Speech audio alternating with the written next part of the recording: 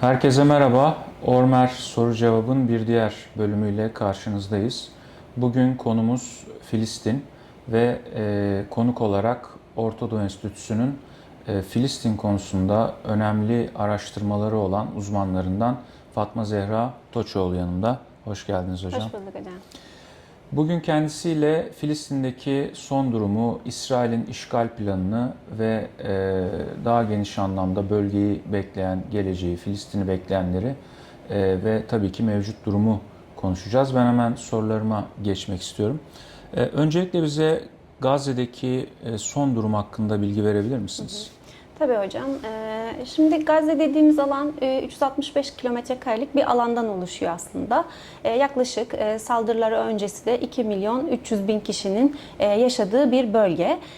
Fakat bölgede 22 aydır soykırım devam ediyor ve ölü sayısı 60 binin üzerinde, yaralı sayısı 150 binin üzerinde. Fakat bunlar resmi rakamlar tabii ki.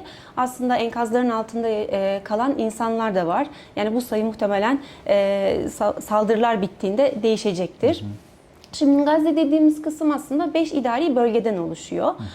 Kuzey Gazze başta, sonra Gazze şeridi, sonra Deir el-Belah bölgesi, sonra Han Yunus, sonra da Refah bölgesi.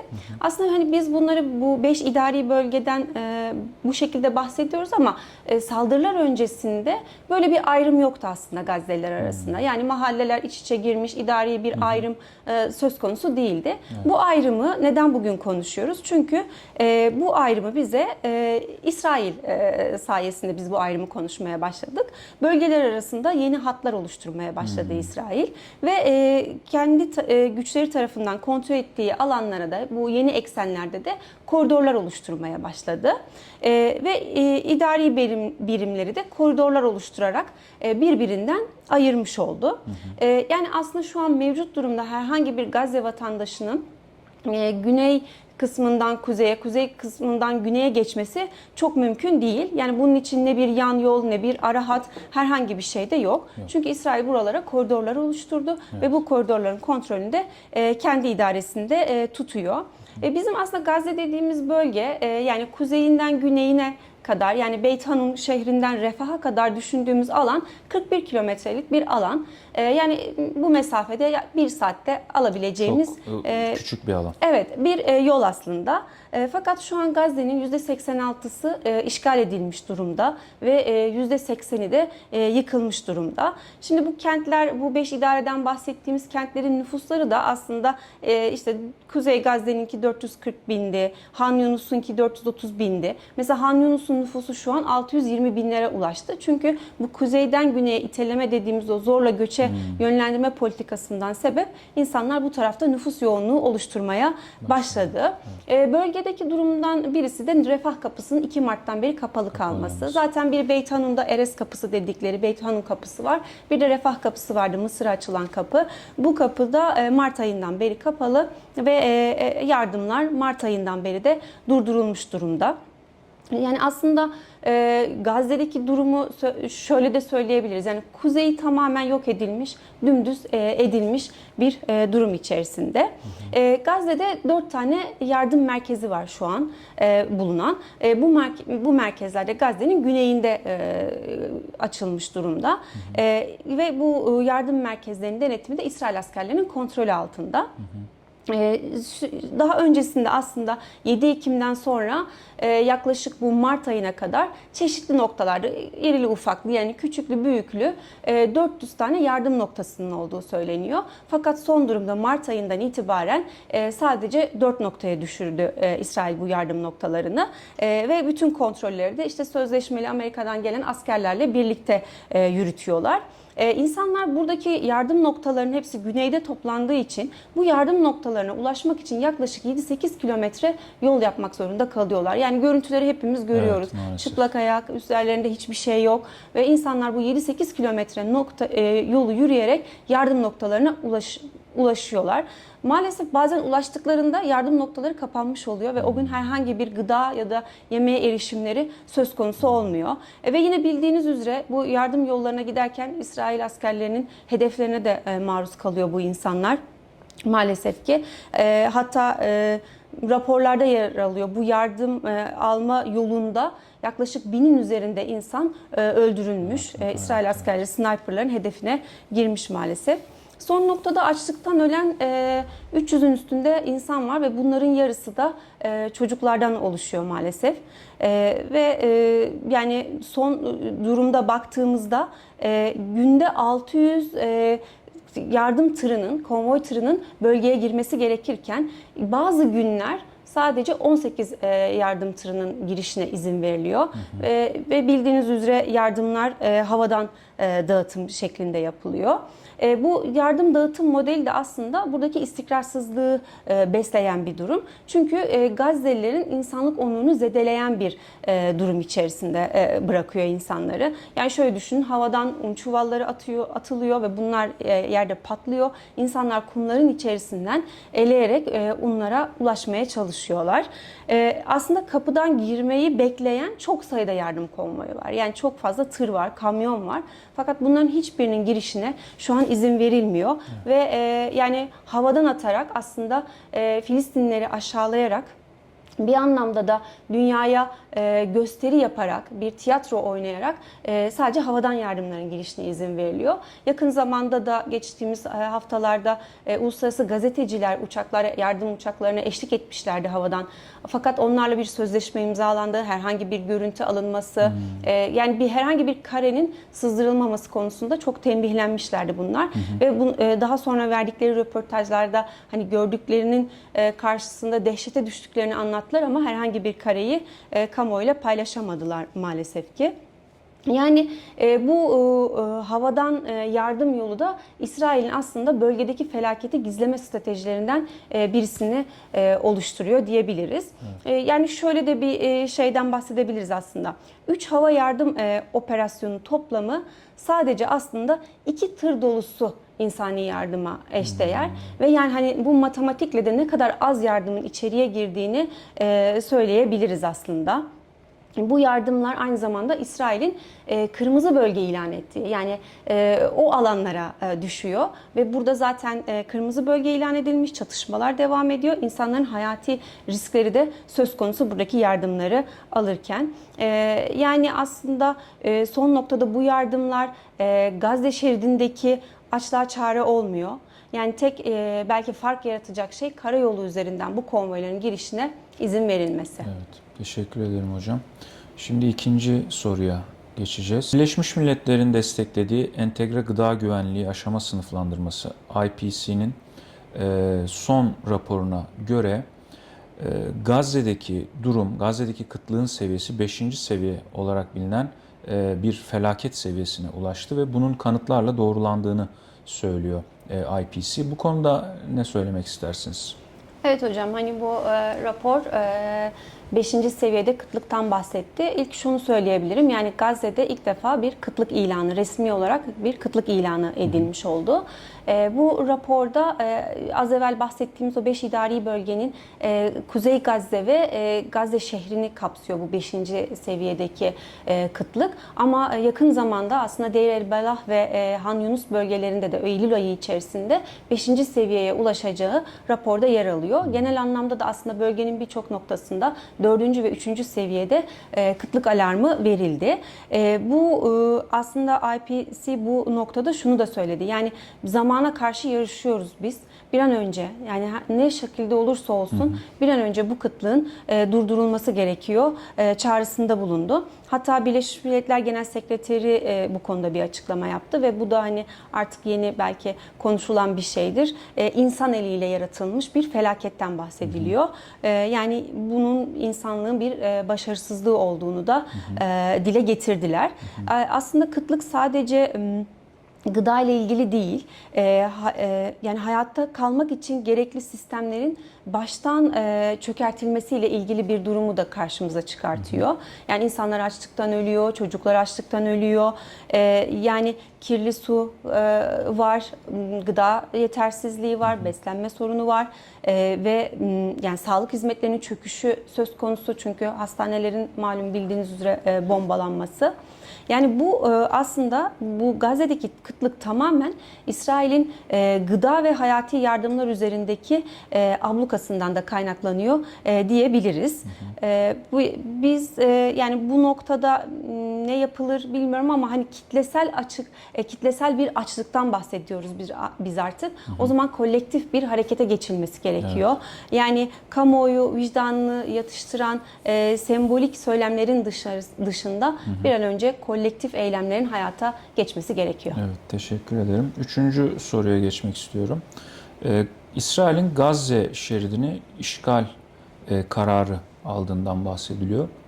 Bu işgal planı hakkında ne söyleyebilirsiniz? Hocam şimdi işgal planı aslında yani sonda söyleyeceğimizi başta söyleyebiliriz. Bu bölgeyi tamamen Filistin sizleştirmek üzerine kurulu bir plan. Evet. Yani buna demografik şekillendirme operasyonu da diyorlar. Yani bu planda Gazze'nin tamamını ele geçirmek var. Plan önce işte Gazze şehrinden başlıyor. Az evvel saydığımız o 5 idari bölgenin ikinci kısmındaki Gazze şehrinden başlıyor. Burada nüfus yoğunluğu da kalabalık. Planın ilk aşamasında Gazze kenti işgal edilecek. Yaklaşık 1 milyon Filistinli yine güneye doğru göç edilmeye zorlanacak. Şehir kuşatılacak, yoğun saldırılar başlayacak. Daha sonra dümdüz edilmiş bir şehrin ortasında da mülteci kamplarına girilerek oraların dağıtılması söz konusu. Fakat ben oraya gitmeden önce yani bu plana nasıl gelindiğine dair de bir iki bir şey söylemek istiyorum. Evet. Şimdi 7 Ekim'den bu yana yapılanları böyle kısa maddeler halinde zihnimizde toparlamaya çalışırsak, şimdi 7 Ekim sonrası aslında ilk hedefi İsrail'in Hamas'ın tünelleri oldu. Yani tünellere yani hem modern teknolojisini hem ağır bombardımanı kullanarak tünelleri hedef almıştı. Fakat başarılı olamadı. Daha sonra Hamas üyelerini hedefine aldı. Yani Hamaslıları tespit edeceğiz, Hamas üyelerini öldüreceğiz saldırılarını başlattı. Fakat burada da raporlara baktığımızda sivil ölüm oranlarının daha fazla olduğunu gördük ve burada da istediği başarıyı elde edemedi. Daha sonra Hamas'ın imajını zedelemek için bir takım çalışmalarda bulundu. Yani ne yaptı? İşte yardım konvoylarını, kampları bombaladı. Yani hastaneleri ve okulları hedef alarak Hamas'ı halkın gözünde kötü göstermeye çalıştı. Evet. Burada da başarılı olamayınca bölgesel bir çatışmaya genişletti. Sizin de bildiğiniz üzere yani hedefine ulaşamayınca Lübnan'a, Suriye'ye, Yemen'e ve geçen haftalarda konuştuğumuz üzere İran'a saldırılar gerçekleştirdi. Fakat burada da yine aslında Gazze'deki durumu gizleyemedi. Ve neticede daha sonrasında planlarına yardımları kesmeyi aldı. İşte bu az evvel bahsettiğimiz Mart ayında, 2020 yılının Mart ayında Hamas yardımlara el koyuyor bahanesiyle yardımları kesmeye karar verdi. Gazze halkını açlığa, işte az evvel anlattığımız üzere kıtlığa maruz bırakmış oldu. Bunda da yeterli yani hedefine ulaşamadığı için, beklediği sonucu alamadığı için toplumsal bir parçalanma hedefine girdi. Yine burada Hamas ve Gazze'liler arasında gerilimi arttırıcı çabalara girdi. Burada El Fetih bağlantılı milisleri örgütledi. Yine buna rağmen herhangi bir sonuç alamadı. İşte lider kayıpları oldu Hamas'ın bildiğimiz üzere. Çok önemli aktörlerini öldürdü. Ama bu durum aslında Hamas'ı yani Hamas'ın savaşma kapasitesini belirgin bir şekilde de zayıflatmadığını göstermiş oldu ki geçen bu işgal planına başladığında karşılık gösterdiği için hani Hamas bunu söyleyebiliyorum. Yani sonuç olarak aslında hani tüm burada yaptığı tünelleri yok etme, işte Hamaslıları öldürme, kampları bombalama hedeflerinin hiçbiri gerçekleşmeyince bir yeni gündem olarak, plan olarak bu planı gündeme getirdi. Aslında burada Netanyahu hükümetini buna iten hani bu genel anlattığımız maddelerin dışarısında aslında iç politik gelişmeler de yaşandı. Çok kısaca onlardan da bahsetmek isterim. Şimdi İsrail iç politikasında sadece iki parti var. Bunların aktörleri de önemli, hani çok fazla son zamanlarda duyduğumuz isimler Itamar Ben-Gvir ve Bezalel Smotrich. Şimdi 2019 yılında aslında Netanyahu'nun yolsuzluk davaları devam ediyordu. Bu davalar devam ettiği aşamada 2022 yılında seçimler gerçekleşti. Yeterli oyu alamayınca Netanyahu bu aşırı sağcı partilerle hükümetin kapısını çaldı ve hükümeti bunların koalisyon ortaklığıyla birlikte kurdu. Şimdi bu aşırı sağcı partiler aslında Filistin'e karşı şiddeti devamlı tırmandıran taraflar. Yerleşimlerin ve yerleşkelerin genişlemesini savunan taraflar ve bu Gazze konusunda da artık etnik temizliğin yapılmasını isteyen taraftarlar. Ve Netanyahu bunlarla işbirliği yapmak durumunda kaldı. Neden işte şimdi hem bu anlattığımız maddelerle gelen süreçte istediği başarıya erişememiş olması hem de bu iç politik kırılmaların ve gerilimlerin yaşanması Netanyahu'yu artık hani iç siyasette de buna teslim etmek durumunda bıraktı. Ve yani Netanyahu hükümeti güvenlik politikalarıyla birlikte bu iç kırılganlıkları toparlamaya çalıştı. Yani temel motivasyonu buydu diyebiliriz aslında. Temmuz ayında çünkü mecliste yani Knesset'te üye istifaları başlamıştı. Yani 61 üye olması gereken durumda artık 50'lere gerilemişti. Yani kendi hükümetleri de sıkıntıya girmişti. O yüzden yani iç siyasi gerilimler, tüm yapılan hamleler, attığı adımlar da istediği sonuçları alamadığı için Gazze'ye yönelik, Gazze'yi tamamen kontrol etmeye yönelik bu işgal planını hayata geçirdiler. Bu planda aslında özetle söylediğimiz gibi tamamen Gazze'yi, Filistin'i insansızlaştırmak üzerine kurulu bir plan. Evet. Çünkü işte yakın bir zamanda da Batı Şeria'da E1 ilhak planını açıkladı. Şimdi tam onu soracaktım. Bütün bu trajedinin ortasında bir de bu E1 ilhak planı nihayeten onaylandı. Bununla ilgili de çok kısa bir bilgi verebilir misiniz? Son sorumuz da bu olsun. Hocam aslında bu plan 90'lı yıllara kadar gidiyor. Yani her İsrail Başbakanı tarafından bir kere onaylanmış bir plan bu. Ancak uluslararası toplumun baskıları İsrail'i bunu rafa kaldırmaya da ertelemeye zorlamış. Şimdi bölge Kudüs'ün doğusunda yer alan E1 bölgesi ve orada geniş bir alan olan Male Adumum bölgesi var. Bu yerleşim alanını Doğu Kudüs'e bağlayacak. Bunun üzerine bir plan bu.